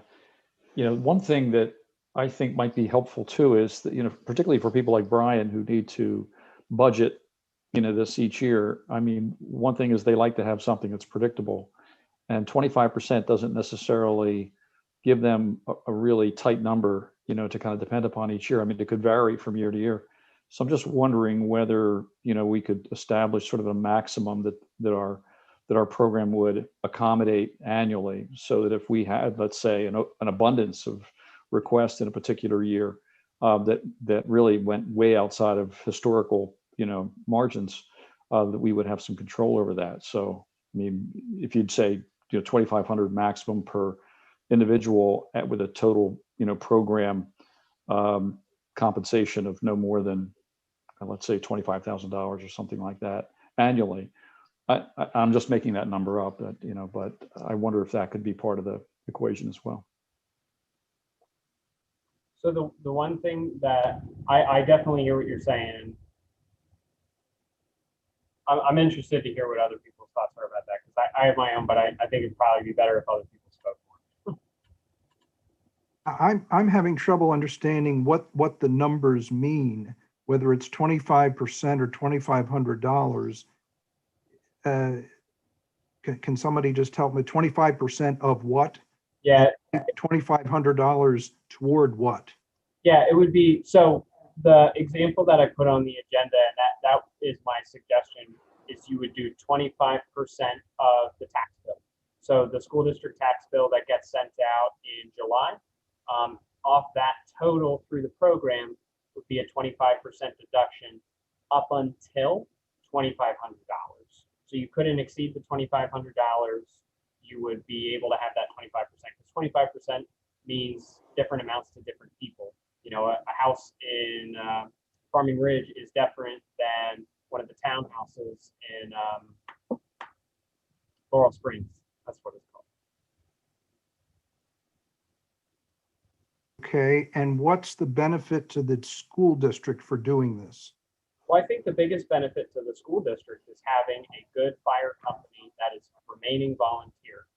The real trade-off that I'm suggesting, and I think what the state recognized as well, to allow this, and that's part of the SR6 report, which I believe that I sent to the entire board when we were first starting to talk about this in December, was really that the amount of volunteer firefighters decreasing in Pennsylvania was at a dramatic number. And basically, if that trend wasn't turned around or stopped, then firefighting would have to be a paid function. So right now we have drivers, and Mike, you can certainly correct me if I'm wrong here. We have drivers for the trucks that are compensated. I don't know if they're full-time or part-time, but most of our volunteers are volunteers that receive some type of incentive program that the fire company has set up. But those costs are so dramatically lower than what a unionized full-time fire department would be. And in my way of thinking, the community is improved by having lower taxes all around, and that especially goes for the school district as we try to understand where is our saturation point for how high we can go with tax increases to afford costs for students. Because if the township would have to pay for a paid fire department, it'd probably be $2 million, if not more, right off the bat. And that's the type of thing that I think that we can be partners with the township and with the community generally to try and avoid. So essentially, if we were to do this, and Brian, correct me if I'm wrong, this would essentially be lost revenue, right? Yes. Yeah, that we would have to make up somehow. Yeah, so I think the real cost trade-off here is, in my opinion, and I'm going to be dramatic about the number because I think it can be substantiated. We're talking about $50,000 a year versus millions. Well, yeah, but let's stick with the 50,000. That's something that we can all wrap our arms around. So then, Brian, we would have to basically come up with $50,000 in cuts to pay for this. Correct? Correct. Okay. Or you would budget it annually. You would budget it. You would factor it into your revenue. I mean, you would raise taxes presumably to whatever level is required to be able to generate that money. Right. Okay. Yep. Yeah. Cuts or raising taxes or a combination. And I mean, if you're going to explain it to the community in terms of an increase in taxes, you could say, part of it is that we're, contributing to, maintaining a fire department that is a volunteer department, and we're providing incentives that you are offsetting through, your minor tax contribution. Right. I do want to bring up that we do offer a tax rebate, we call it, to senior citizens up to $599 a year. We call it tax rebate is because at the end of the year, if they do their community service hours or whatever we call it, volunteer hours, we give them a check back of $599 because they still pay the taxes, but they get it back, and $599 is under 600, 600 and above. We have to report it to the IRS. Under 600, we don't. Okay. Okay. But they have to perform a certain number of hours of service to the school district. It's up to 100 hours. This year, there's no one allowed to because we don't allow volunteers into the district. Right. Is there a cap on that, Brian? 100 hours or $599. I mean, a total cap? I mean, do we say? No, we don't have a cap for the number of the seniors. So how do we budget that each year? Or isn't it consequential enough to really require a budget? Yeah, I think the last 2 years ago, they had 6 people. Okay. Maybe we could get them to do some of the HVAC work. Yeah. I'd love to be able to have students learn on it, but I'm not allowed to use students to work on buildings. They can build a building to sell, but they can't work on a school building. Yeah, right. Okay. Yeah. I think Anne wanted to jump in here and ask a question quick. Thank you, Hunter. I wasn't sure. Can you hear me okay? I can. Yep. Okay. How close are we to losing the volunteer program because of the lack of volunteers? I'll say that we struggle on a nightly basis to keep our station staffed. The goal of our fire department is that we actually have people at our station 24 hours a day, 7 days a week. Because of the lack of volunteers, we actually have paid people during the day to help offset the fact that we can't get volunteers there all the time. But it's now even becoming a struggle to have people have 2 to 3 people there every evening. We're struggling.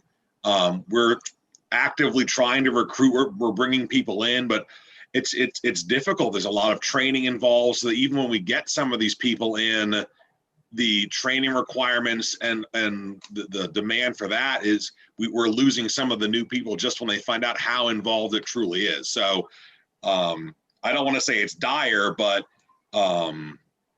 it's incredibly difficult.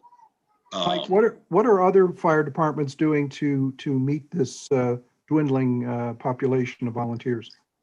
Having to put on more paid people. More and more departments are going paid. It's becoming harder and harder to find volunteer departments. I mean, they're all trying crazy different things, or they're having slower response times.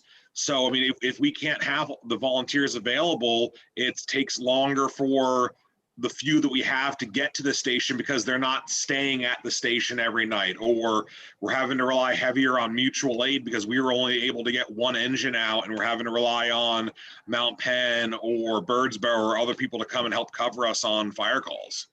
Right. And what kind of research have you done or is available in your field that shows that the kind of program we're talking about here involving a tax abatement, has that helped? Can you give us examples of departments that were in the same shape as Exeter that instituted this kind of program and suddenly, voila, we have lots of volunteers? So no, I don't have any active information for that. This is the first year that the school district tax has been an option for us. The township tax was low. This is the first year that we also bumped that up.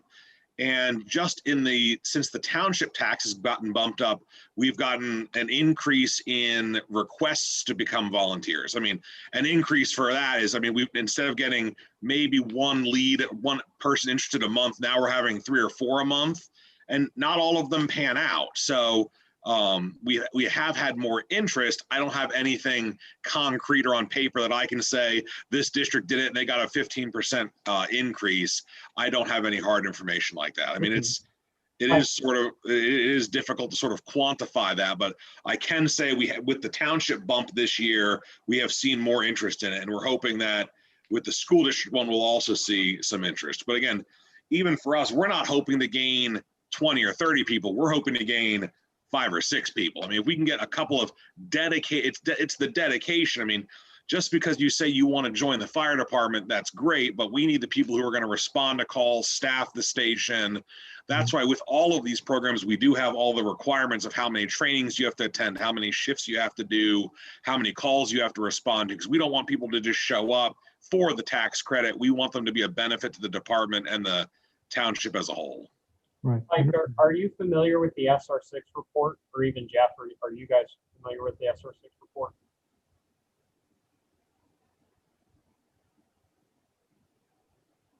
Yeah, we're having trouble hearing you, Hunter. Okay. Are you, Mike or Jeff, are you guys familiar with the SR6 report? Not specifically, no. Okay. Well, the SR6 report is an extensive document that the legislature had commissioned with the governor's office and the fire commissioner's office that has, I think, 200 plus pages of information that you might want to investigate, John, because it's extensive and it's a statewide problem. And I think the estimates were, in the billions of dollars for what it would cost the entire state to move towards a paid fire department. And that's probably not what we're looking at in the next year or 2 years or something along those lines. But we do already have paid fire departments in Berks County. We have one in Spring Township, and if I recall correctly, their budget is close to $3 million a year. Reading obviously has a full-time fire department. I would guess that they probably always have since probably before the Depression. It's the Roaring 20s. I don't know. That's probably not a good way to say it. Since government reform started happening extensively in the 20s and the 10s. So, this is a statewide problem, and we're really trying to be on the cutting edge of stemming this tide, is what I would hope we would look at it as. Hunter, who pays for that $3 million budget in Spring Township? The township does. Like it's a department of the township, which is different.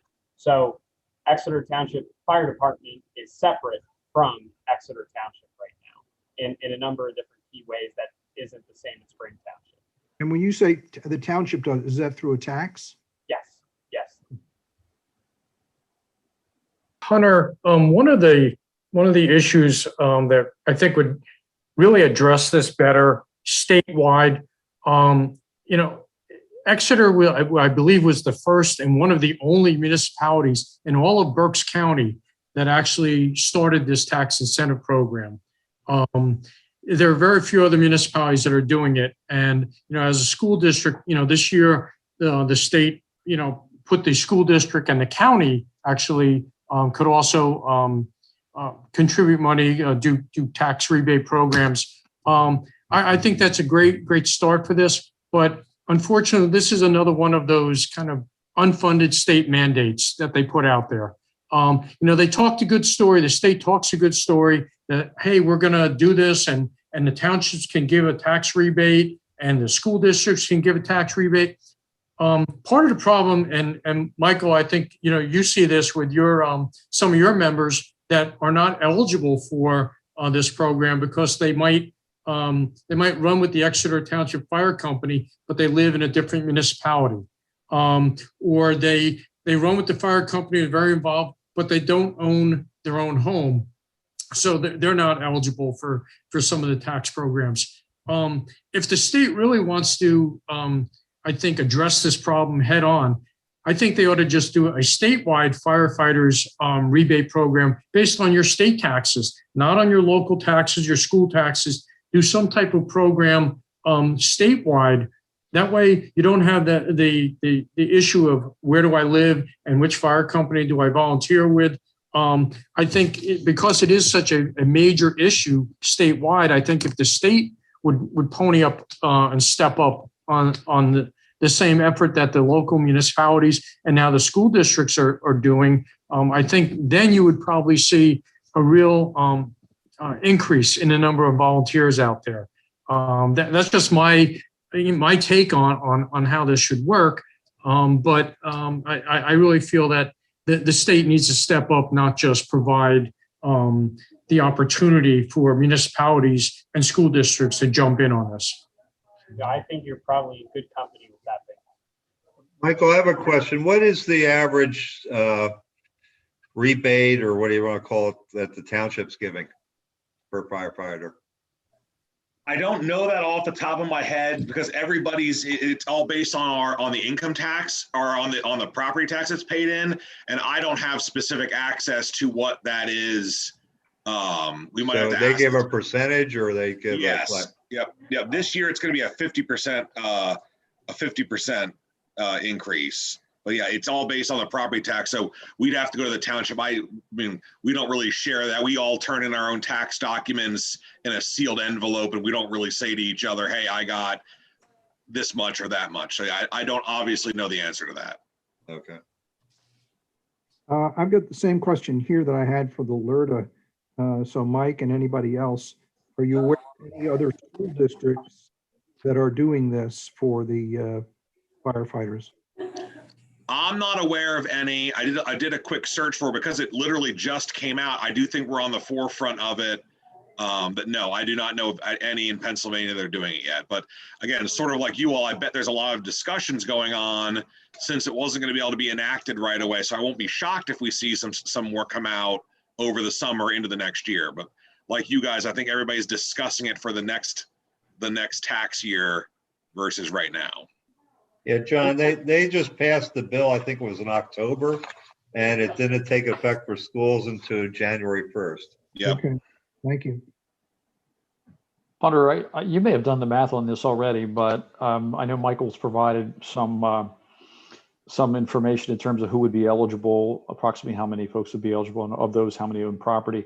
Do we have a calculation based upon applying your 25%, metric? Do we have an approximation of what this might cost us, if we were to implement it, let's say right now?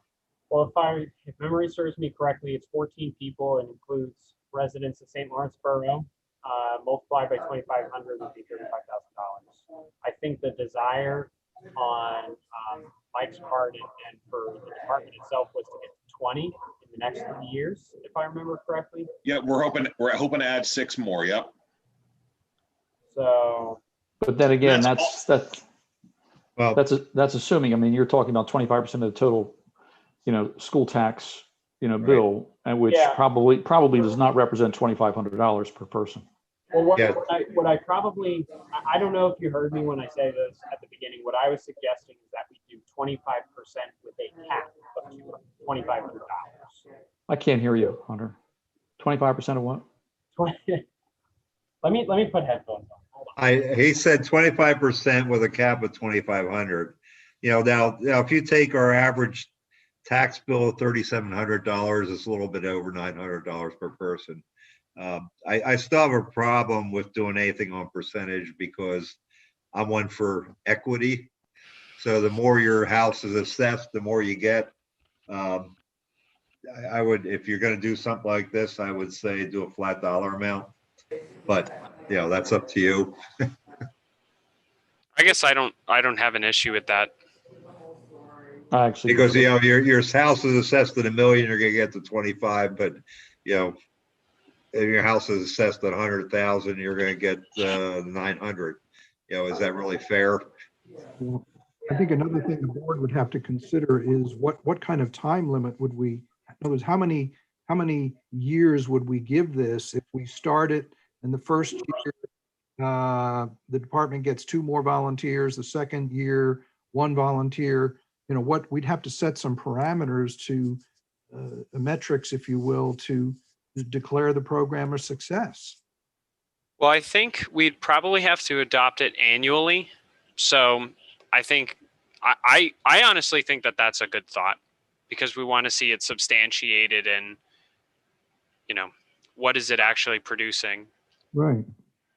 So the other thing that we should think about is, well, gaining new members, but it's also a retention thing. So just because maybe we don't gain 6 members this year, if the number doesn't go down, that should also be considered a win as well. Because if we start losing, I mean, right now we're struggling to gain new members, but if we start losing them, that's even worse. So that's something to think about if you're going to come up with a metric of how do you measure the program's success. I think not losing members should also be considered as well. Yeah, and just thinking out loud, I think this came up once before, but I don't mind repeating somebody else's idea. Just to play devil's advocate, what about other people who do volunteer work in the community? What's to prevent that group or organization from coming to the school district and saying, well, you're giving the firefighters 25% off on their taxes. Our group contributes to the welfare of the community. How about giving our members some percentage off on their taxes? Well, I think the state would have to permit that by law, and they don't. Yeah, this is a driven by state, the state legislature. Okay, well then that's our answer. Yeah. That's a good answer. Very good answer. Okay, thank you. Mike, one more question, and I'm sorry if I'm having you repeat yourself, but how long ago did the township institute the rebate? So the 50% was this year, but Right. I've been with the department 4 years now, and we've had it that long. So I don't know the exact start on the township program, but it's been a few years. And how many people do you feel you got volunteer from that incentive? Can you answer that? I know we've gotten 3 or 4 over the years. I can specifically remember a couple that have come in. And even this year, I've had just having conversations with people. Some of the people didn't know about it. So we're starting to use all of these incentives as a little bit more of a marketing tool. Like, again, in years past, there were more volunteers. So it's hard to say that, oh yeah, we got this incentive helped 4 or 5 years ago. The pool of volunteers and interest was much higher even 4 or 5 years ago than it is in the last year or two. So I'd say we've gained a couple over the years, but recently in conversations we've been having, it's been a bigger and bigger motivator for people. Okay, thank you.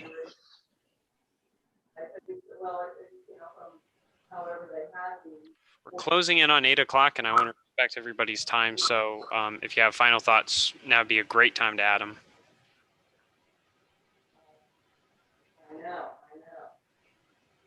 I'll just put in there, you talked about the cost of full-time firefighters. We did estimate that if we lose too many volunteers, it would take 12 full-time firefighters to operate the minimum for our department. And that with salary benefits, insurance and everything, we estimate that at about $100,000 per position. So almost 1.2 to have full-time to cover what we're doing currently with the volunteers. So just something to ponder on. I know that doesn't directly affect the school board, and we appreciate any consideration and anything that you guys end up doing, but just information as a whole for the township that it would cost over $1 million to fill in what the volunteers are doing right now.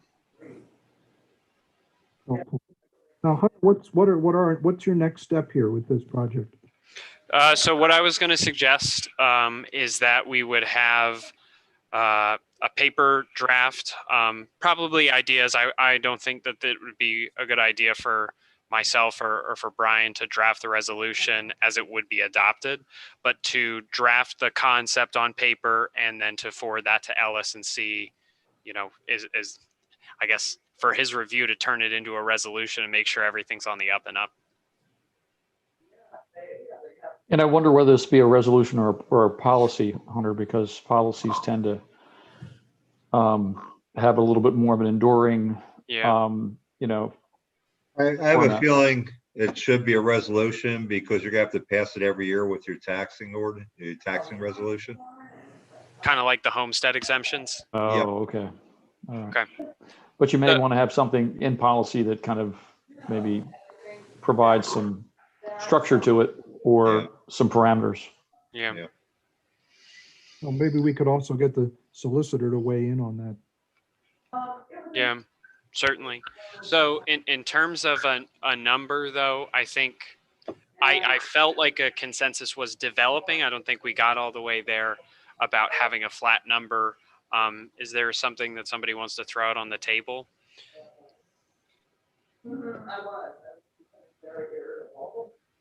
My suggestion, and I know this is going to be lower than the max that I was thinking about earlier, would be $2,000, because I wouldn't want to see somebody get paid. So I think we'd probably have to include language that would say not to exceed the total tax bill or something to that effect. But I think 2,000 across the board would be a good incentive. And then for 20 people, that would be $40,000 a year. Mike, is there a number that would that you and your folks would look at and say, well, it really wouldn't be worth our while? In other words, do you have a kind of a minimum, a maximum, a range that you can recommend? We were when we first started thinking about this, it was all based on the percentages of everything. And we were thinking that the average was about a $3,000 tax bill. And again, in our perfect world, we were hoping for 100% of 3,000. So a $2,000 flat rate, I mean, I think is reasonable. I mean, we'll go as much as we possibly can get. I mean, volunteers aren't in it for the money, so I think anything is better than nothing. I mean, I think if you guys said, "Oh, we're only going to do $100 or $200," that's going to be that's too low. But Right. Okay. I mean, I think if we do anything in the $2,000 to $3,000 range, is going to be a statement. And I think that's the big thing, is that we're taking it seriously and it's not just an afterthought. So I mean, I think I agree that $2,000 to $3,000 range would be a statement and would be very helpful for us. The other thing, if you decide on this, I'd make a suggestion. You do this as a rebate. That way, you know, they paid their taxes, and if they stayed a firefighter the full year, they get that back. Mm. And I'm pretty sure that's how the township one is set up, because we actually have to turn in a signed document that the chief has to turn in and certify that the people on this list qualified. And then I'm pretty sure the township verifies to the tax collector that we paid everything. And so I assume that the school district would be a similar way of doing it. That's correct, Mike. Ours is a rebate program. You pay your taxes and then you submit the paperwork, and we cut a check and rebate people back. Yeah, and that's also what helps protect us, to make sure that the people are going to be there all year. You're getting thanked for your year of service, not preemptively paid for the next year. That you're right, we could lose somebody. So yeah, no, this is making sure you're there all year. Right. Okay. Great. Thank you.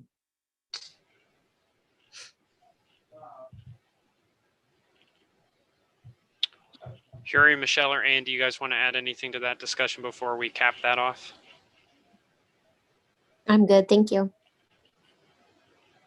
I'm good as well.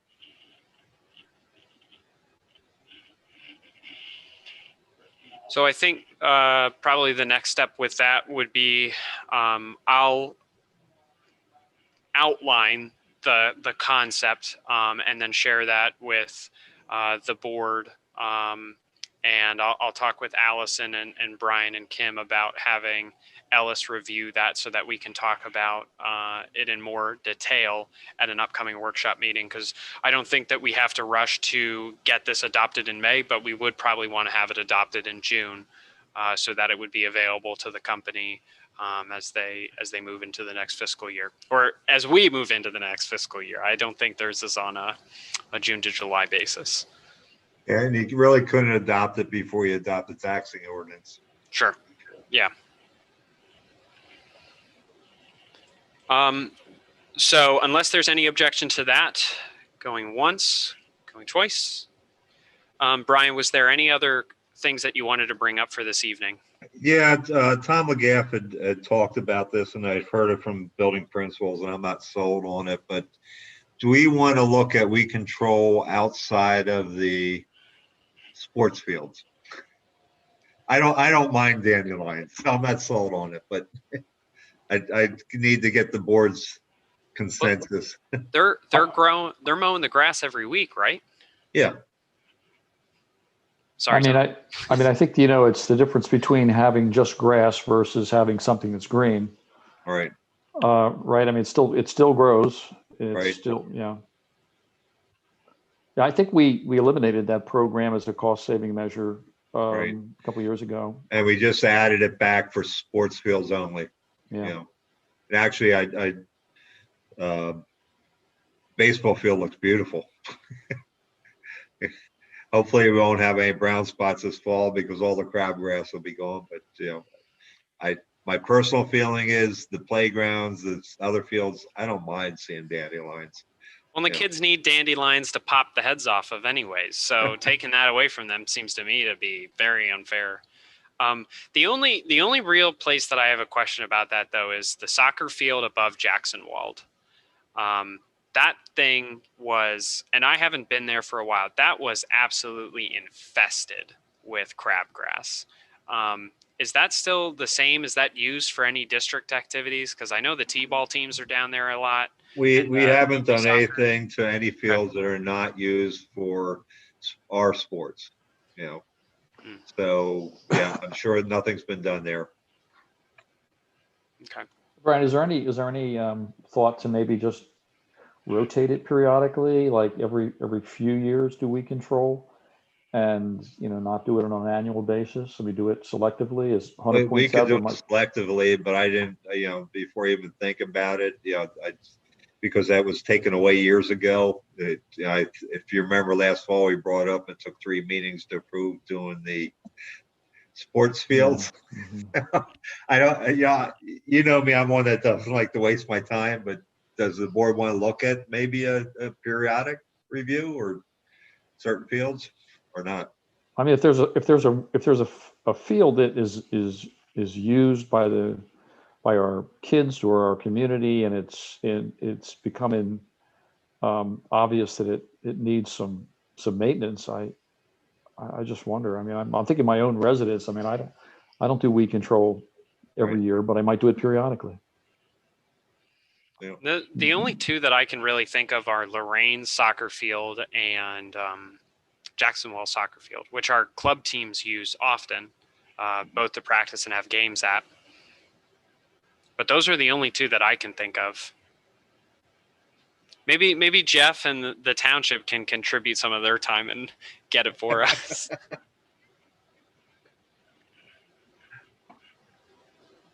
No response. But okay, well, I'll tell them to, you know, get some numbers on, you know, what fields they're talking about, but not a blanket type thing. And if there's certain fields that are really in bad shape, but I haven't seen any yet. Yeah. But you know, I haven't really been out to the back of the buildings looking at the fields because they just started to green up. You know, over the winter, you really can't tell. Yeah. Yeah. But it was brought to my attention by principals about the dandelions, and yeah, I told them I like dandelions. So, I'll make the hot bacon dressing. I know. You know, why is it you always have to have some type of sweet dressing on a bitter herb or a bitter grass, right? It's the yin yang. You have the bitter green, and then you have the sweet dressing. Right. All right, so let's call it a night with that. We're only 2 minutes over. I apologize for being 2 minutes over, but I think we made decent time. I appreciate the feedback. Oh, can I add? Yeah. I'll have the capital budget on the committee of the whole to go over that. Okay. I think before everyone else jumped on, at the committee of the whole, we will have quotes from the CoStar's contract for the van purchases, which will then go to the voting meeting. I do have the bus bids coming in on the 17th of May, so they'll also be on the committee of the whole meeting. And we do have a planning commission meeting on the 17th of May to look at the Kerr Road and ask for the waivers for land development and stormwater management. I'll be in attendance there. I don't know if I'll be in any official capacity. I doubt it. I don't think Kim or Brian want me to talk, so. But I'll be there and I can share my thoughts, and I'm sure they'll be able to as well. And I believe that's a virtual meeting. Yeah.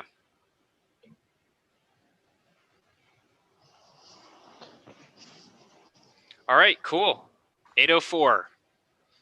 With that, thank you guys for coming. There will be some follow-up information, and John, I haven't forgotten about the LERTA issue, and then I'll also send around the SR6 report in case you want to go to bed early tonight. You can start reading that. That's for everybody because that thing is thick.